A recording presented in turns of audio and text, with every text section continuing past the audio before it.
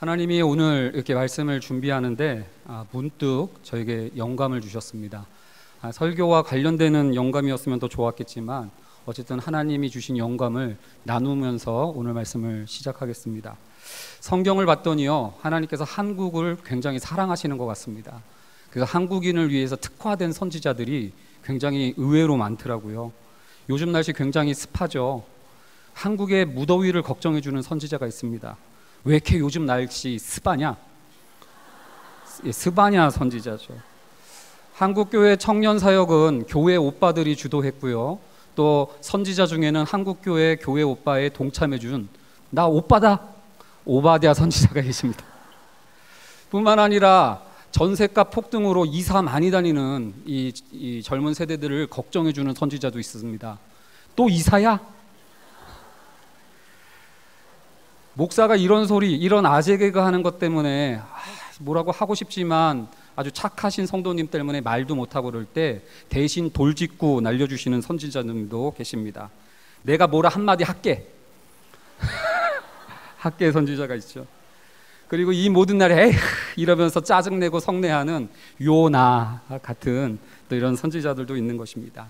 좀 아재 개그 때문에 좀 약간 짜증나시죠? 근데 오늘 설교 제목이 네가 성내는 것이 옳으냐? 어떤 면에서는 더운데 목사가 뭐 저것도 목사라고 하면서 목사 때문에 그런 짜증이 났을 수도 있고요. 아니 모처럼 마음 먹고 금요 철에 왔는데 저런 목사야? 그러면서 하나님께 또 분노할 수도 있는 게 우리인 것 같습니다. 제가 이런 우스갯소리로 시작하는 까닭은 요나도 그랬기 때문에 그렇습니다. 요나는 니느웨 때문에 굉장히 분노하고 있습니다. 저 악독한 니느웨 때문에 세상의 모든 정의가 흔들려. 그래서 걔 때문에 굉장히 분노하고 있습니다. 근데 그러한 악인을 심판하지 않고 쉽게 용서하신 하나님도 그게 또 못마땅한 게 요나의 분노였습니다. 세상의 정의를 이렇게 내팽개치시나? 그러면서 성내어 죽기까지 차라리 죽는 게 낫겠다라고 3절에서 요나가 이야기합니다. 저 같았으면 죽였습니다. 벼락을 던질 판이죠. 근데 4절에 하나님께서 그런 요나에게 신방 오셔서 질문을 던지십니다. 네가 성내는 것이 옳으냐? 이렇게 질문하세요. 그러면 요나는 여차저차 대답해야 되는 거 아닙니까? 근데 아무런 대꾸도 없이 문을 쾅 닫고 나가버립니다. 제가 보건대 요나는 아마 15살 아니었을까 싶습니다. 중2병. 5절 말씀 한번 읽어볼까요? 요나가 나가서 뭐 하는지 같이 읽습니다. 시작. 요나가 성읍에서 나가서 그 성읍 동쪽에 앉아 거기서 자기를 위하여 초막을 짓고 그 성읍에 무슨 일이 일어나는 것을 보려고 그늘에 앉았더라. 초막을 왜 지었나 봤더니요, 니느웨가 어떻게 되나라고 지켜보려고 하는 겁니다. 요나는 하루 복음 전했어요. 40일이 지나면 하나님께서 니느웨를 멸망시킬 거라고. 근데 하루 복음을 전했는데 엄청난 회개의 역사가 일어난 겁니다. 그러니까 하나님이 뜻을 돌이켜서 악독한 니느웨를 심판하지 않겠다라고 돌이키신 거예요. 그랬더니 요나가 밖에 나가가지고 잠깐만요. 아직 40일도 안 됐는데 벌써 돌이키면 어떡합니까? 쟤네들이 지금 회개 코스프레 하는 거고 쇼하는 건지 검증해 보셔야 되는 거 아닙니까? 좀 지켜보십시오 하면서 지금은 안 된다면서 그들에게 하나님께서 베푸실 은혜를 지연시키고 유예시키고 있는 요나의 모습을 보게 됩니다. 아마 밖에 나가서 초막을 짓고 장외 투쟁을 하고 있는지도 모르겠어요. 자기는 하나님의 말씀에 따라서 죽기까지 순종하고 왔는데 순종한 내 편 안 들어주고 잠깐 회개한 쟤네들 편만 들어주시냐고 하나님을 움직이려고 하는 투쟁일 수도 있겠다는 생각을 합니다. 근데 이 모든 것이 자기를 위하여 지은 짓입니다. 자기를 위하여 초막을 짓고 그늘에 앉아있는 요나의 모습인 거죠. 제가 하나님이었으면 너 나가 그래 들어오지 마. 그때부터 저랑 요나는 끝입니다. 근데 하나님이 6절로 반응하십니다. 6절 말씀 한번 읽어볼까요? 하나님 여호와께서 박농쿨을 예비하사 가리게 하셨으니 이는 그의 머리를 위하여 그늘이 지게 하며 그의 괴로움을 면하게 하려 하심이었더라. 요나가 박농쿨로 말미암아 크게 기뻐하였더니. 요나는 하나님을 피해 나가버린 겁니다. 그런데 하나님은 밖으로 나간 요나를 다시 찾아오셨습니다. 요나는 자기를 위하여 초막을 지었을 뿐인데 하나님은 그러한 요나를 위하여 박농쿨로 가려주시는 장면을 보게 됩니다. 요나는 그 박농쿨 때문에 굉장히 크게 기뻐해요. 사실은요, 물고기 뱃속에서 구원받았을 때도 이렇게까지 기뻐하지 않았거든요. 더군다나 그늘이 없던 곳인 줄 알았는데, 여러분들 5절 말씀 아까 읽어서 알겠지만 그 5절에 보면 이미 자기가 지은 초막에 그늘이 있었어요. 무슨 소리라면 굳이 박넝쿨 없어도 얼마든지 괜찮았다고요.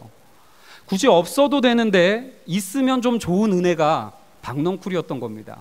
근데 이것을 크게 기뻐하는 요나의 모습을 보여주는 거죠. 근데 우리 하나님도 짓궂어요. 하루 그렇게 기쁘게 한 다음에 다음 날 벌레를 예비하시고요, 그 벌레로 박넝쿨을 갉아먹고 해가 뜨자 뜨거운 동풍을 또 예비해 주세요. 그래서 요나가 아주 덥게 만들어 봅니다. 그러자 요나가 또 죽겠다고 막 이렇게 승질을 부리는 장면이 이게 등장을 합니다.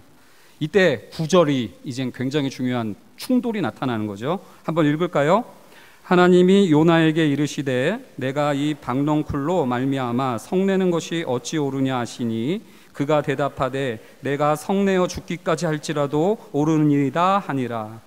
이제 드디어 터질 게 터진 겁니다.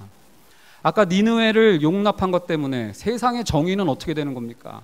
심판한다고 했으면 심판 내려야지 왜 말을 바꿔서 하나님의 명예를 땅에 떨어뜨립니까? 이것 때문에 화냈을 때는요, 오히려 그래도 밖에 나간 정도에서 그쳤습니다. 근데 9절에서 두 번째 화낼 때는요, 박넝쿨 때문에 이제 막 나가버리는 거예요.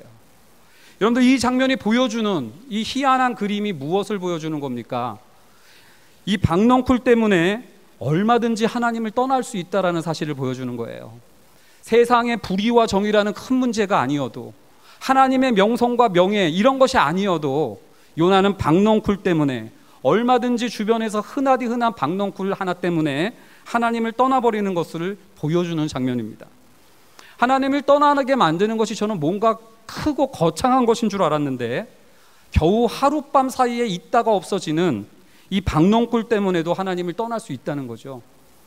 존 파이퍼라는 그 위대한 설교자가 하나님께 굶주린 삶이라는 책에서 하나님과의 친밀함을 방해하는 것은 무슨 거창한 죄악, 포르노, 무슨 독 이런 게 아니라 우리가 일상에서 달게 먹는 애플파이라고 이렇게 말한 적이 있습니다.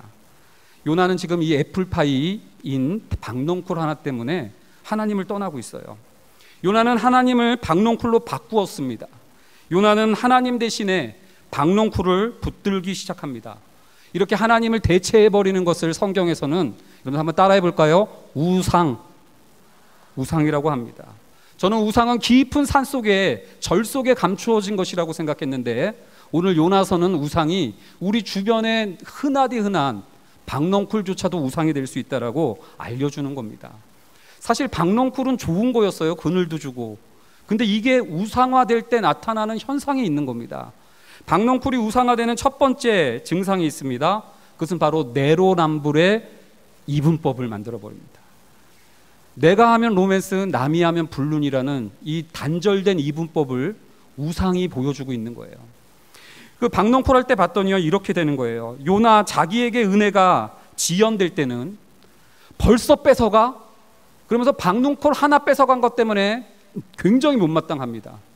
근데 니느웨에게 하나님께서 은혜를 베풀려고 했더니 좀 기다려보라고, 벌써 은혜를 베푸냐고, 아직 아니라고 그러면서 하루도 못 견뎠던 자신의 그 박넝쿨 사건과는 달리 니느웨한테는 은혜를 줄까봐 아직 40일도 안 됐다고, 좀 더 기다려봐야 된다, 검증해봐야 된다고 그러면서 내로남불의 모습을 보여주고 있는 거죠. 이 내로남불의 이분법적인 모습이 목회자인 저에게도 너무나 치명적입니다. 몇 년 전에 양주석 목사님이 이제 목양 팀장일 때 교역자 수련을 갔는데 저를 코골이방에 가라는 거예요. 나는 잠자는 숲속의 공주다, 내가 무슨 어이가 없다, 왜 나를 이렇게 차별하냐. 근데 막 안 된다고, 가라고. 그래서 제가 결국 코골이방에 들어가서 잤는데 옆에는 조태성, 다른 옆에는 정광명 목사가 잤습니다. 3명이서 자는데 그날 그들의 코골이 때문에 저는 잠을 이룰 수 없었어요. 그러면서 그날 완전 저는 코골이를 마스터합니다. 코골이는 두 종류가 있음을 깨달았습니다. 들숨과 날숨 코골이가 있어요. 조태성 목사는 날숨 코골이였습니다. 정광명 목사는 들숨입니다. 이게 잠을 도무지 못 잤어요. 다음날 아침에 일어나가지고 잠을 한참 헤매다가 그 바깥 어두운 데서 슬퍼하며 이를 가며 잤던 저에게 이 두 양반들이 찾아와가지고 나 때문에 잠 못 잤다고 동시에 항의를 하는 거예요. 어이가 없었습니다. 이거 완전 적반하장도 유분수지. 내가 당신들 때문에 못 잤다고. 근데 둘이 막 그러길래 이상하다 그래서 우리 아내한테 한번 물어봤어요. 내가 그러냐? 새벽에 나보러 소리 지른댄다. 그래서 그때 아내가 당신 피곤하면 소리 질러. 그래서 우리 예람이가 그 유치원 다니는 예람이가 어렸을 때 새벽에 엄마 공룡 소리가 나 그런다. 피곤하면 제가 기지개를 피면서 그날 그들이 코 골았기 때문에 피곤이 중첩된 거죠. 그래서 저는 기지개를 많이 핀 겁니다. 근데 전 몰랐어요. 그래서 저는 그날 완전 둘이 싸우기 시작한 겁니다. 저는 저를 잠자는 숲속의 공주로 신성시하려고 조태성 정광명 목사를 코골이 전문가로 악마화했고요. 그들은 자신들의 무모함을 감추기 위해서 나를 새벽 공룡으로 악마화시켰던 거예요. 서로 남 탓을 하기 시작한 겁니다. 여러분들 우상의 특징이 뭔지 아십니까? 철저한 이분법이에요.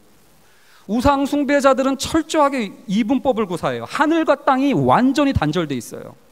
영과 육이 완전히 단절돼 있고요. 선과 악, 그리고 사제와 평신도 그룹도 완전히 분리되어 있습니다. 그러나 복음은 달라요. 복음은 하늘의 뜻이 땅에서도 이루어진다고 얘기하고요. 복음은 성령이 모든 육체에 부어집니다. 복음은 그리스도 안에서 유대인이나 이방인이나 남자나 여자나 종이나 자유인이나 하나 된다라고 이야기하는 것이 복음인데, 여러분 우상 종교의 특징은 철저히 단절된 이분법이에요. 심지어 복음은요, 평신도를 깨워서라도 목회자와 다르지 않는 똑같은 제자다라는 것을 가르치는 것이 복음인 줄로 믿습니다. 근데 박농쿨이 우상화되자 어떤 현상이 펼쳐집니까? 완전 단절된 이분법이 형성이 돼요. 그리고 이 단절된 이분법을 단정짓기 시작합니다. 이게 두 번째 우상의 특징이에요. 단정 지으면서 내가 하면 로맨스, 네가 하면 불륜이라는 이 체계가 절대 불변의 법칙으로 자리 잡게 하면서 단절된 이분법을 확고하게 만들기 시작하는 거예요. 요나는 자신은 일관성 있고 한결같이 니느웨의 세상의 정의와 하나님의 명예를 부르짖고 있는데 어떻게 하나님의 기준은 그렇게 변덕스러우느냐 따지기 시작했던 겁니다. 이때 하나님이 박넝쿨을 가지고 요나의 일관성과 그 고집을 뒤흔드시는 거예요. 하나님께서 박넝쿨을 처음에 줬을 때 요나는 굉장히 크게 기뻐했습니다. 그러나 하룻밤 만에 박넝쿨을 없애자 요나는 죽기를 구하는 분노에 사로잡힌 사람이 되기 시작해요. 한결같다고 주장했던 그 요나에게, 절대 불변한다고 생각했던 요나에게 니는 박넝쿨 한 장 때문에 생사가 오갈 수 있는 너무나 변덕스러운 자다라는 사실을 보여주고 있어요. 인생이 사실은 이렇게 가벼운 것 같습니다. 근데 문제는요, 이런 하나님의 교훈을 맛보고도 요나는 깨닫지 못합니다. 박넝쿨이 우상화가 됐기 때문에 그렇죠. 오히려 자기가 그렇게 변덕스러운 모습을 보고도요, 니느웨와 같은 놈들은 절대 안 변해. 그들은 뻔해. 앞으로도 그럴 거야. 그러므로 그들은 진멸당했어. 이렇게 얘기하면서 여러분들 그들도 바뀔 수 있다라는 기대, 나도 얼마든지 바뀔 수 있다라는 이 되돌아봄이 없이 오히려 이 단절된 이분법을 확고화시키는 모습을 보게 됩니다. 그리고 박넝쿨이 우상시되는 세 번째 마지막 케이스가 있는데 그것은 분노입니다. 박넝쿨 그늘이 사라졌다면 그냥 일반적인 사람들은요 다른 그늘로 옮겨가면 그만입니다. 박넝쿨 그늘이 사라졌으면 자기가 만들었던 초막 그늘에 들어가서 앉아있으면 되는 겁니다. 근데 여러분들 이 우상화가 되니까요 박넝쿨 하나 없어진 것 때문에 굉장히 분노하고 공격적이 되고요 굉장히 살벌해지는 모습을 보게 돼요. 내 자녀가 서울대 들어가야 된다는 것은 결코 우상 숭배가 아닙니다. 근데 이것이 얼마든지 우상화될 수 있어요. 서울대 떨어진 아이들을 보면서 에이그 저걸 내가 헛키웠어, 인생 끝났네, 이제 앞으로 살아봐야 뭐해, 아유 그 교구 목사 영빨 떨어져서 그래, 이러면서 여러분들 분노하고 남 탓하게 된다면 이때부터는 이게 우상화되는 거예요. 여러분들 이 박넝쿨이 우상화되는 증세를 어떻게 해야 되겠습니까? 하나님이요 아브라함에게 이삭을 바치라 그래요. 제단에 하나님이 이삭을 바치라 할 때 이삭이 악했기 때문이 아니에요. 이삭이 악했기 때문이 아니라 이삭이 아브라함에게 너무 좋아 보였기 때문에 바치라는 겁니다. 박농쿨은 여러분들 악한 것들이 아니에요. 우리한테 너무 좋아 보이는 것들입니다. 이 박농쿨이 요나서에서 요나에게는 대체 무엇이었을까를 제가 쭉 묵상을 해보니까 두 가지로 정리할 수 있어요. 첫 번째 요나의 박농쿨은요, 애국심이었습니다. 요나서 1장 9절 말씀을 준비했는데요, 함께 읽어보도록 하겠습니다. 읽습니다. 시작.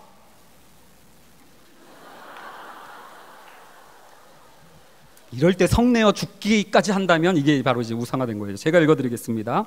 그가 대답하되 나는 히브리 사람이요 바다와 육지를 지으신 하늘의 하나님 여호와를 경외하는 자로라.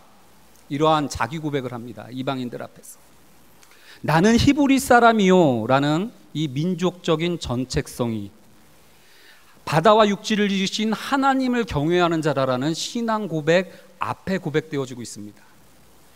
나는 히브리인이요라는 선민 사상일 수도 있고 애국심일 수도 있고 민족애일 수도 있고 아니면 정치적 이데올로기일 수도 있는 이 고백이 요나에 있어서는 하나님을 경외하는 자다라는 고백 앞에 위치하고 있다는 거예요. 원래 신앙이 우리의 애국심, 우리의 민족의 어떤 이데올로기, 어떤 것들을 통제하고 컨트롤해야 되는 거였는데 요나의 나는 히브리인이요 이 주제가 오히려 요나의 신앙을 뒤흔들고 통제하고 컨트롤하기 시작하면서 요나의 박농쿨은 우상화되기 시작한 거예요. 요나의 애국심이 우상화되자 우상 증세가 그대로 나타납니다. 단절된 이분법. 우리는 선민이고 그래서 신성시해야 되고 니느웨는 무조건 단절돼야 될 멸종을 대상이다 그러면서 악마화시킵니다. 그리고 이것을 단정 지어버려요. 회개했음에도 불구하고 안 믿어줘요. 그럴 리가 없어. 지켜봐야지. 단정 지어버립니다. 그리고 니느웨를 용서해주는 하나님을 받아낼 수가 없는 거예요. 분노하는 거예요. 어떻게 하나님이? 여러분들 이게 바로 신앙보다도 무언가가 자기의 신앙을 컨트롤하고 있는 모습을 보여주는 거고요. 요나에게 있어서는 나는 히브리인이요 라는 이 좋은 것이 애국심도 좋고 민족에도 너무 좋은 건데 이 너무 좋은 것이 오히려 신앙을 컨트롤하면서 우상으로 빠지게 만들었던 거예요. 두 번째 요나의 박농쿨이 또 있습니다. 그것은 바로 요나의 종교성이었어요. 따라합니다. 종교성. 요나는 2장에서 여러분들 물고기 뱃속에서 회개해서 구원의 체험을 아무도 흔들 수 없는 나의 구원을 온전히 경험했던 사람이에요. 그리고 3장에 사역훈련을 통해서 니느웨 사역훈련을 통해서 러브 니느웨 여러분들 하나님의 말씀을 증거하고 하나님의 사명을 감당해서 큰 사역적 성과를 맛본 사람이기도 합니다. 구원의 감격과 목숨을 건 순종 둘 다 너무 귀한 거예요. 근데 이것이 점점 과해져가는 모습을 보게 됩니다. 1장에서 요나가 불순종했을 때는요 물고기 뱃속이라는 처참한 상황 속에서도 불만하지 않고 회개하면서 감사기도를 드려요. 근데 순종한 요나가 4장에서는요 박농쿨 하나 없어졌다고 물고기 뱃속에서도 회개했던 그가 순종한 요나는 박농쿨 하나 때문에 분노하는 요나로 바뀝니다. 또요 불순종했을 때는 물속의 뱃속에서 3일 만에 그래도 회개를 해요. 근데 요나서는요 순종했던 요나가 하나님을 떠나는 장면을 4장까지 쭉 보여주는데 3000년이 지난 지금까지도 요나가 순종했다는 얘기 없어요. 그는 오히려 순종하면서 하나님을 더 확고하게 떠나고 있는 모습을 보여주고 있습니다. 구원의 확신을 가지고 사역의 어떤 그런 맛을 보면서 자기는 하나님 편이라고 생각했거든요. 하나님 말씀을 대언한다고 생각하면서 자기가 하나님인 줄 알기 시작한 거예요. 그러자 여러분들 자기가 하나님이니까 니느웨는 멸절 대상이 되어버리고 그것 때문에 내가 한 게 얼만데 나한텐 박농쿨 하나 안 주고 쟤네들은 한 게 뭐라고 저렇게 금방 용서해줘 그러면서 하나님을 바꾸어버리는 그의 순종이 오히려 우상이 되어버리는 모습을 보여주고 있습니다. 저는 처음에 니느웨 때문에 요나가 그렇게 화내는 줄 알았고요. 세상의 정의 문제 때문에 니느웨가 화내는 줄 알았고 하나님의 명예 때문에 요나가 이렇게 화내는 줄 알았는데 사실은 요나가 진짜 화내는 까닭은 박넝쿨 때문이었던 거예요. 신앙보다 앞선 나는 히브리온이요 이라는 이 사상 때문에, 그가 순종해냈다는 것 때문에 내가 한 개월만도 이것밖에 안 줘라는 이게 오히려 여러분들 굉장한 분노를 자극한 거죠. 아까 처음에 예로 들어가면 제가 아재 개그 날렸을 때 분노하신 분들께 묻습니다. 물론 목사 때문에 저런 게 목사야? 이것 때문에 화날 수도 있고요. 저런 걸 세웠어 하나님이? 하나님 때문에 화낼 수도 있지만 솔직히 화낸 이유는 내 속에 있는 내가 해도 너보단 낫겠다. 여러분들 이 의식이 오히려 우리를 화나게 할 때가 더 많다라는 것이죠. 여러분들 우리의 박넝쿨은 뭐가 있을까요? 우상은 깊은 산속에 숨겨져 있는 것이 아니라 흔하디 흔한 박넝쿨, 우리 일상에 널려 있는 겁니다. 너무 좋아 보이는 것들이에요. 이런 박넝쿨 때문에 우리는 우리도 모르는 채 하나님을 바꾸어 버리고 이분법 속에서 서로를 단정짓고 서로를 불편해하면서 서로를 혐오하고 분노하면서 사는지도 모르겠습니다. 무너진 세계를 재건하라라는 이 한여름밤의 금요기도의 주제를 받으면서 저는 혐오와 분열로 사분 오열된 조국교회가 떠올려졌습니다. 내로남불의 이분법이 곳곳에서 보여졌고 상대방과 대화를 단절하고 서로를 향해 혐오와 분노와 울분을 뿜어내는 이 시대의 모습이 굉장히 가슴 아프게 다가왔고 너무나 걱정됐고 너무나 무서웠습니다. 너무나 두려워서 앞으로 목회할 수 있을까라는 걱정이 진짜 확 와가지고 아내한테 나 좀 기술 좀 배울까? 그렇게 무서웠어요. 근데 여러분들 이 요나서를 통해서 하나님이 붙들어 주시는 은혜를 경험합니다. 저는 오늘 이러한 시대 가운데 나도 모르는 박넝쿨이 나도 모르게 우상으로 사로잡아가는 이 상황 가운데서 우리가 무엇을 붙들고 무너져가는 세상을 위해서 우리가 기도해야 될 기도 제목들이 무엇인가를 하나씩 마지막으로 정리하면서 말씀을 좀 정리했으면 좋겠습니다. 첫 번째는요, 사람을 하나님의 형상으로 섬길 수 있는 마음을 회복해 주시옵소서라고 기도했으면 좋겠습니다. 사람에 대한 온정과 관심이 너무나 무심하고 무정하게 된 이때에 사람에 대한 온기가 회복되기를 기도하자는 얘기입니다. 저는 하나님과의 관계만 잘하면 되는 줄 알았습니다. 요나는 물고기 학교에서 물고기 제자 훈련을 받으면서 하나님과의 구원의 체험을 경험했던 사람이에요. 요나는 사역 훈련 니느웨를 통해서, 니느웨 선교 학교를 통해서 하나님의 말씀을 증거했고 아울리치 사역을 했고요, 사명을 감당합니다. 목숨 걸고. 저는 이렇게 하나님 앞에 충성을 다하면 우리 신앙이 전부를 다 완수하고 완료하는 거라고 믿어왔었습니다.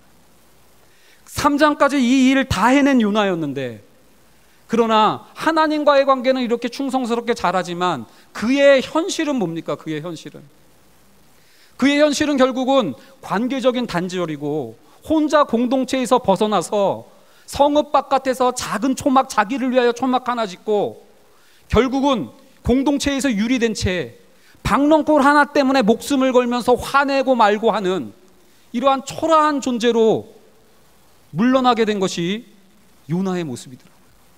이게 우리 신앙의 목적일까라는 생각이 드는 거예요. 요나서 3장에서 머물면 안 되겠다는 생각이 그러면서 듭니다.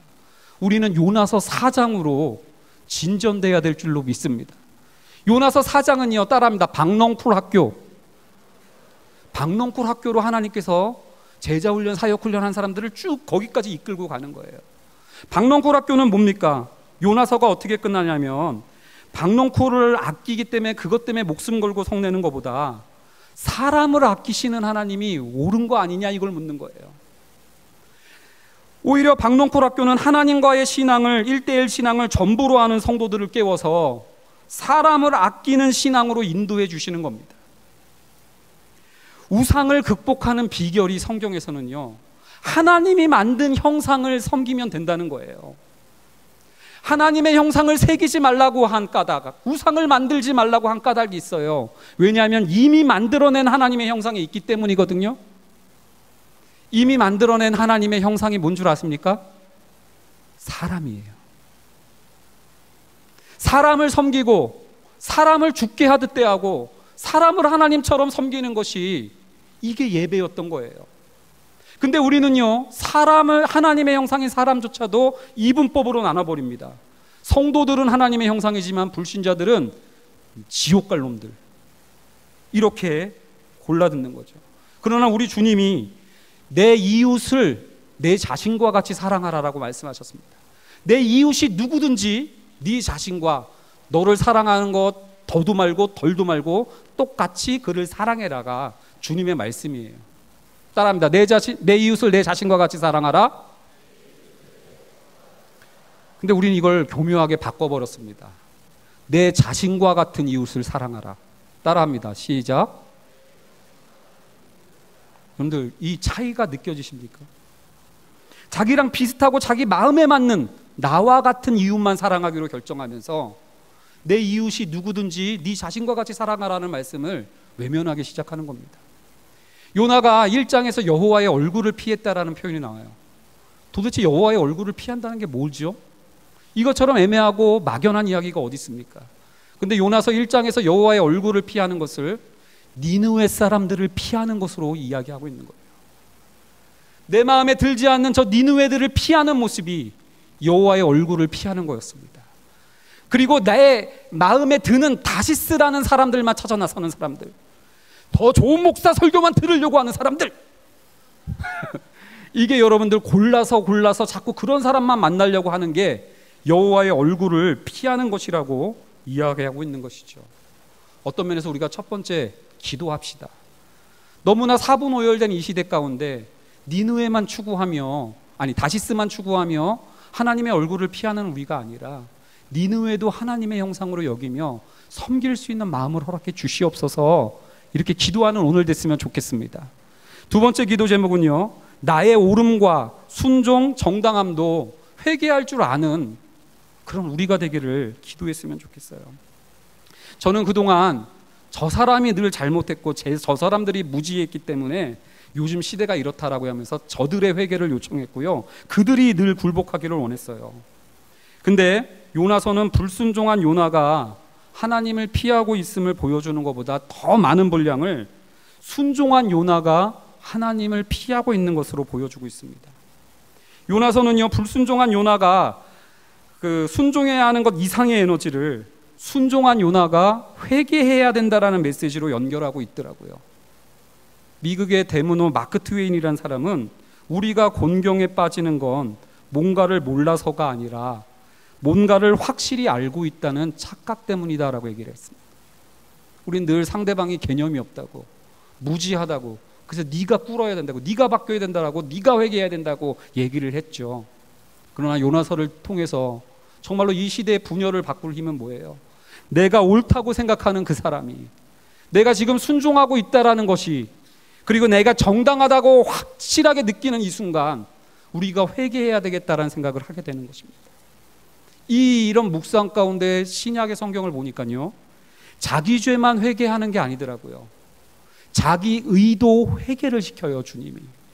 근데 자기 죄는 회개했는데 자기의 의를 회개하지 않은 사람들이 누군지 아세요? 바리새인과 제사장들이었어요. 자기 의를 회개할 줄 모르던 사람들의 결국은 예수 그리스도를 죽여버렸습니다. 십자가를 제대로 적용할 수 있는 우리가 됐으면 좋겠어요. 나 때문에 죽은 십자가기에, 누구 때문에요? 나 때문에 죽은 십자가기 때문에 내가 아무리 옳다 해도, 내가 순종했고 내가 정당하다 해도 우리는 회개해야 됩니다. 그를 위하여 죽으신 십자가예요. 그를 위해 죽은 십자가이기 때문에 저 사람이 좌우를 분별하지 못하는 악독한 사람이라고 할지라도 기다려주고 기대해 줄 수 있어야 되는 게 마땅합니다. 근데 우리는 반대가 돼버렸어요. 나를 위한 십자가가 됐어요. 나를 위하여 죽으신 십자가. 그러다 보니까 뭐예요? 나는 늘 옳아요. 난 뭘 해도 정당해요. 난 뭘 해도 로맨스예요. 그리고 너 때문에 죽은 십자가예요. 너도 죽어야 돼. 그러면서 여러분들 상대방을 정죄하는 대로 우리가 흘러갔던 것은 아닐까요? 여러분들 이 시간 우리가 두 번째 기도 제목으로 나의 의를 한번 회개해보는 연습을 했으면 좋겠어요. 나의 옳음을 회개해보는 겁니다. 나의 정당함을 한번 내려놔 보는 거고요, 나의 순종이 박넝쿨이 될 수 있음을 알고 그것을 한번 회개해 볼 수 있는 오늘 밤이 되었으면 좋겠습니다. 세 번째 기도 제목은요, 여럿이서 함께 담을 넘는 상상력을 허락해달라고 기도했으면 좋겠어요. 박넝쿨 한 장 때문에 이 난리인데요. 여러분들 박넝쿨을 제가 연구하다가 이번에 놀라운 사실을 발견했는데 박넝쿨은 덩쿨 식물입니다. 그래서 제가 덩쿨 식물이 뭔가 이렇게 봤더니 담쟁이 같은 식물이더라고요. 그래서 여러분들 시 한 수제가 읊어드리겠습니다. 담쟁이. 저것은 절망의 벽이라고 말할 때 담쟁이는 서두르지 않고 앞으로 나아간다. 한 뼘이라도 꼭 여럿이 함께 손을 잡고 올라간다. 푸르게 절망을 다 덮을 때까지 바로 그 절망을 잡고 놓지 않는다. 저것은 넘을 수 없는 벽이라고 고개를 떨구고 있을 때 담쟁이 잎 하나는 담쟁이 잎 수천 개를 이끌고 결국 그 벽을 넘는다. 박넝쿨 한 장만으로는 결코 담을 넘을 수도 없고 담 넘는 것을 상상할 수도 없습니다. 손을 잡으려도 하지 않기 때문에, 다른 잠쟁이들과 손을 잡으려고도 하지 않기 때문에 담 너머의 세상을 꿈꾼 적도 없어요. 요나서를 가만히 보면은요, 선지자 요나는 하나님의 말씀 한 번 합니다. 그것도 5마디. 40일이 지나면 니느웨가 멸망하리라. 이것밖에 안 했어요. 근데 이방인 선장은요, 불신자고 우상숭배자인데 요나에게, 잠자는 요나에게 자는 자여 어찌미뇨 일어나서 너희 하나님께 구하라라고 이야기를 합니다. 불신자였던 이방인 선원들은요, 그 풍랑이 치고 있을 때 요나에게 뭐라고 하시는지 아십니까? 너가 어찌하여 하나님께 불순종하였느냐. 심지어는 악독한 니느웨의 왕은 뭐라고 얘기하시는지 아십니까? 우리가 하나님 앞에 악독을 내려놓고 포악을 멈춘다면 혹시 하나님께서 우리를 그 뜻을 돌이키지 않으실지 누가 알겠느냐. 여러분들 다들 뭐예요? 이방인들이었지만 그 음성을 하나님의 음성으로 들을 수 있었다면 어땠을까요? 근데 요나는 이방인들의 이야기를 무시만 했지 귀담아 듣지 않았습니다. 요나서에서는 이방인들도 질문해요. 자는 자의 어찌미냐? 왜 그러냐? 누가 어떻게 해야 구원을 받느냐? 이런 걸 계속 이방인들은 물어봐요. 하나님도 심지어는 네가 성내는 게 옳으냐? 내가 아끼는 게 맞지 않냐? 계속 질문합니다. 근데 요나서에서 요나만큼은 질문하지 않아요. 단정 지어버려요. 그 결과가 뭡니까? 담장 너머의 영광을 꿈꾸지 못하고 초막 혼자 지어놓고 박넝쿨이 전부인 삶을 살고 있는 거예요. 담장 너머를 여럿이서 함께 손을 잡고 넘어볼 수 있는 꿈을 꾸는 우리가 되기를 기도합시다. 마지막으로요, 우리가 주의 목전에서 쫓겨났을지라도 다시 주를 바라보게 하옵소서라는 이 기도가 열리기를 원합니다.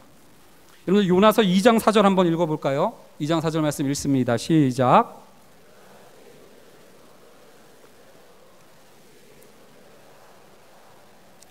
아무리 칠흑 같은 어둠이고 실패감으로 묵직하게 다가와 있는 현실이라 할지라도 물고기 뱃속을 뚫고 나올 수 있는 기도가 여기에 달려 있었습니다. 요나와 니느웨 끼리는 결코 화해할 수도 없고요, 둘째 아들 탕자와 첫째 아들은 둘만 냅둬서는 결코 하나 될 수 없습니다. 반드시 권위 있고 은혜가 풍성한 아버지가 있어야만 꾸역꾸역이라도 하나 될 수 있는 것이겠죠. 비록 우리의 현실이 암담하지만 우리에게도 은혜로운 아버지 하나님이 있음을 다시 바라보는 우리가 되길 원합니다. 아무리 멀리 도망쳤다 해도 거기서도 큰 풍랑을 예비하셔서 돌이키는 주님이 계시고, 아무리 깊은 잠에 빠져들고 아무리 바닷속 깊은 곳까지 우리가 침체되어 내려갔다 일다 할지라도 거기서도 큰 물고기를 예비하셔서 구원해 주시는 아버지가 계십니다. 아무리 악독한 니느웨라 할지라도, 그래서 그 죄가 하늘에 사무치기까지 할다 할지라도 부족한 선지자의 불충분한 순종을 통해서도 대제국 니느웨를 돌이키셨던 하나님이 계십니다. 요나의 배은망덕도 포기하지 아니하시고 박넝쿨과 벌레와 통풍으로 끝까지 설득하시는 하나님이 오늘도 저를 보내서 우리를 돌이키시려고 하시는 아버지 하나님이 있는 줄로 믿습니다. 그러기에 낙심하지 말고 이 시대의 소망을 잃어버리지 맙시다. 뿐만 아니라 하나님은 니느웨보다도 악독하고 요나보다도 더 완고한 우리를 위해서 요나는 실패했지만 요나보다 큰 이 예수 그리스도를 보내주셨습니다. 요나는 니느웨 대신에 다시스를 바라봤지만 우리 주님은 우리만 바라보셨습니다. 요나는 억지로 겨우 니느웨에 갔지만 주님은 기꺼이 우리에게 찾아오셨던 예수 그리스도십니다. 요나는 불순종하다 잠에 들어 풍랑을 만났지만 예수님은 우리 한 영혼 구하려고 순종하다가 그 풍랑도 못 깨우는 기쁜 잠에 드셨던 분이십니다. 요나는 자기 죄 때문에 물고기 뱃속에 들어갔지만 예수님은 우리의 죄 때문에 무덤까지 내려가셨습니다. 요나는 물고기 뱃속에서 40일이 지나면 망한다라고 단 하루 증거했지만 예수님은 부활하신 다음에 40일 내내 하나님 나라를 말씀해 주셨습니다. 요나는 겨우 회개한 니느웨의 회복을 그렇게 기꺼이 여겨야 하지 않고 달가워하지 않았지만 주님은 우리의 회복과 구원을 너무나 즐거워하셨기 때문에 그 기쁨 때문에 눈앞에 십자가도 참으신 분이 우리 주 예수 그리스도신 줄로 믿습니다. 부족한 순종에 불충분한 순종을 한 요나를 통해서도 대제국 니느웨가 바뀌었다면 온전하신 하나님의 아들이신 예수 그리스도께서 완벽하신 순종으로 우리를 위해 주신다면 누가 대적하리요? 누가 끊으리요? 누가 정죄하리요? 할 수 있는 회복이 이 시대 조국교회에 있을 줄로 믿습니다. 다 같이 쫄지 말고 기도합시다.